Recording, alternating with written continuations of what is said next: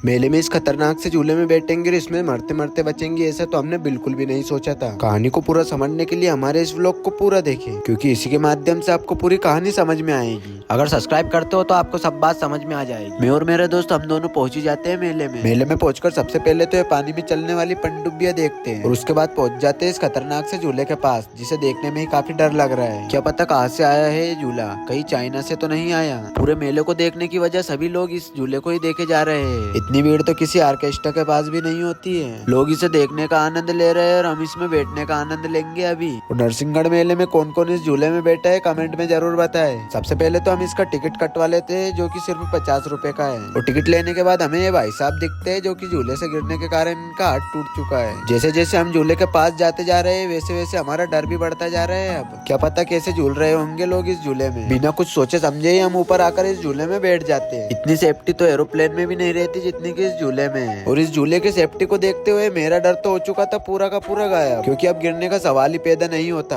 और ये अपना झूला उड़ान भरने के लिए तैयार हो चुका है।